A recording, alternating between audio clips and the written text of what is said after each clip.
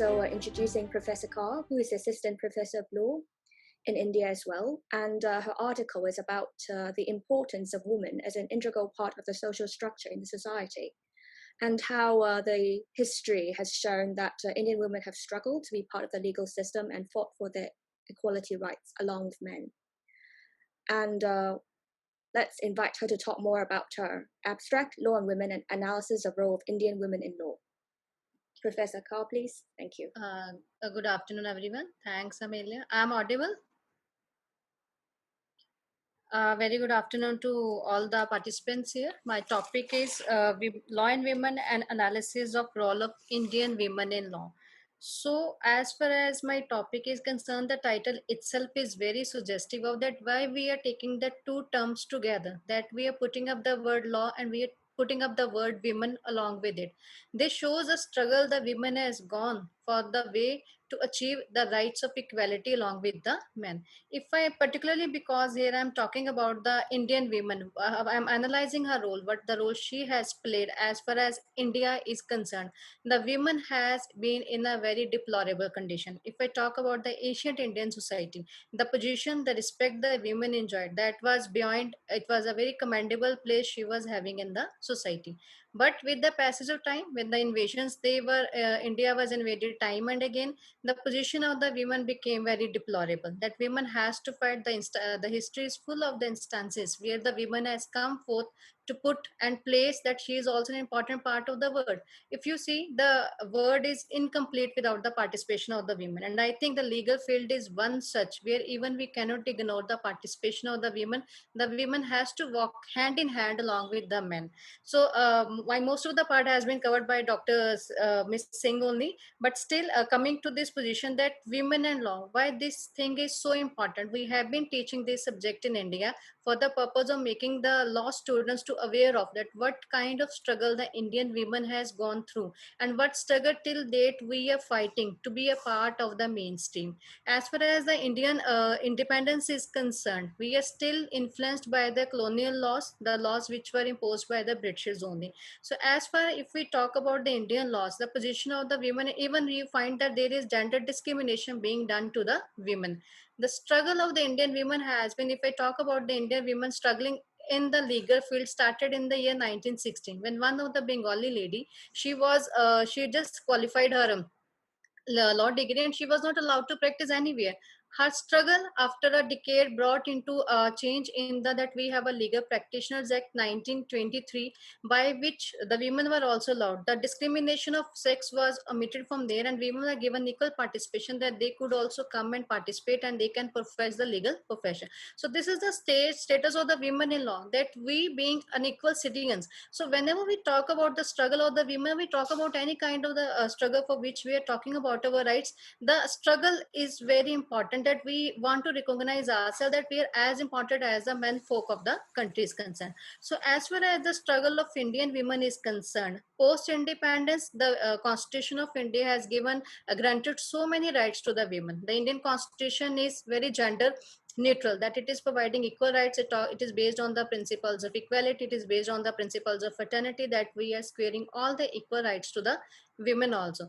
But along with that, still we have been struggling. It's only after 2013 that we can analyze that the women, they have been given their role in the society, that they have been recognized, they are also an important part. So India got independence in the year 1950, and in 1955 we had this the concept of natural guardian. So only the father, the male person in the family, was held to be the natural guardian. And when Constitution, we are talking about the equality principle, that all the men and the women, no discrimination is being done on the grounds of sex and all. But in 1955 we had this Guardians of Wardship Act. In this act, the women was not recognized as a natural guardian of her own child. So with struggle, this gender discrimination was removed in one of the cases by the Supreme Court, and the woman is also regarded as a natural guardian of the child in the absence of the father. Then along with this, we have so many discriminatory laws and which are still prevailing, but still the lot is not that bad at the international level. We have this CEDA, which is providing that no kind of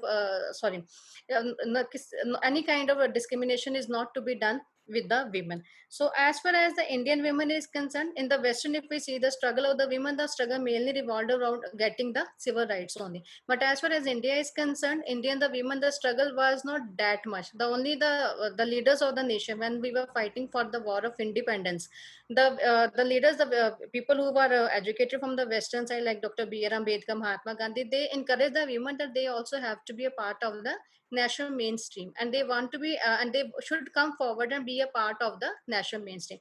So after independence, even after 2013, we can say that we have lots of law which are working for ameliorating the lot of the women. We have a sexual prevention of sexual harassment of women at the workplace, that the women will not be sexually harassed. So this law we have. Then we have this protection of women from domestic violence act, and then we have this equal remuneration act, that if women are working, they are also provided equal rights along with the men. Then we have this Europe uh, this thing equal maternity benefit act, that even if women is working, we are giving her the maternity leave along with the full wages. And 2017 we have brought a change, and we have given extensive leave to the woman who is on the motherhood. So you see, the as far as our Indian culture is concerned, the place of the women where she is placed. So when we talk about the working women, and we have to analyze and we have to give a respectable place to the women in India, we have to see, we have to analyze it from the work culture in which we are born. So as far as Indian culture is concerned, we are very much attached to our roots, that the women are not allowed to come out of the house. They only have to be a part in their house, and they have to work within the four corners of the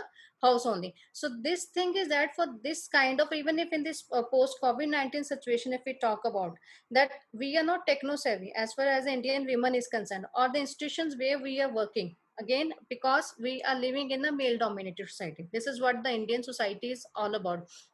And for this reason, the women had struggled a lot to be at par with the women, so that they can walk hand in hand with the men.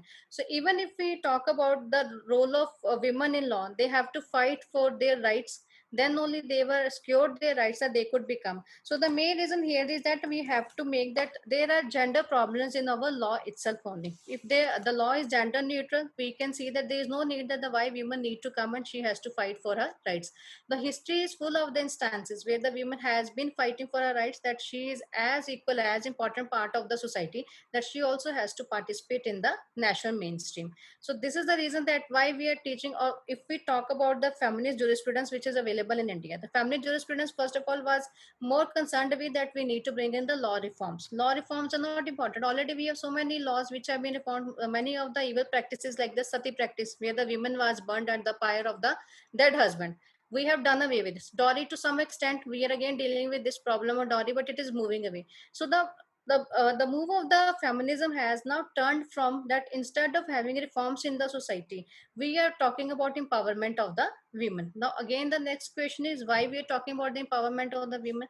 I think in this present century, most of the women, we are empowered women only. We are sitting here, we are taking the help of the technology, we are disseminating our views, we are sharing our opinions. The point is that we need to make the women more independent. We have to give her more freedom. On black and white, we have everything in India. As far as the Constitution of India is concerned, being a teacher of constitutional law, my more focus would be on constitution only.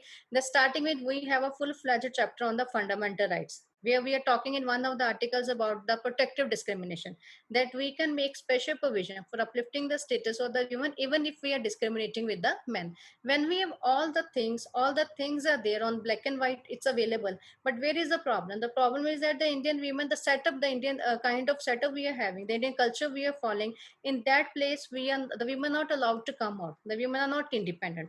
I was reading one of the feminist chapters on that, that the men are able to work because they have a full, the women are doing an unpaid service at home. When men are only concerned with working outside, women are only concerned with working inside the four corners of the house. And this mindset, I think, needs to be changed. Everything is available, technology is available. The only thing is that we have to make the women access to these technologies. If I talk about our own law school where we I'm teaching, we have more number of girl students rather than the boy students who are learning laws. So in this situation, the woman has already become empowered. The point is to show her the true path, that where she has to go, what she has to learn, and what she has to offer to the society in the long run.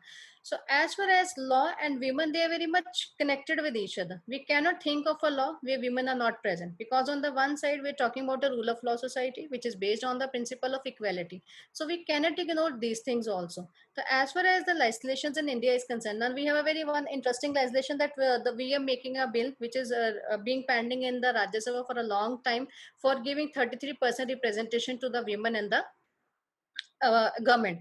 Now, this bill could not see the light of the day. Reason being because the male chauvinism does not want to see the women that they should come and stand with them. Then we have certain amendments made in the constitution that in the democracy, at least at the grassroots level, we are giving one third reservation to the women that she can come and she can participate at the grassroots level. So the point here, my point here, simple is this: that we have been struggling and the struggle is still on, but where to draw the line? We have all the laws. The point here is that we need to disseminate maximum knowledge. We need to connect to the grassroots women, the women who are illiterate, the women who are uneducated. In India, we are following this thing that beti padhao beti bachao. It means teach the daughter and you can save the daughter. It means that we need to be make our women very financially independent also, so that they can recognize. We can see that these days the lots of women, first it was a tag only that the practice in the low courts is not meant for the girls, but these that this taboo has also been removed. We can equally see that there are women, they are teaching in the law school, there are women who are practicing in the higher courts of the land, there are women who are excelling in each and every field.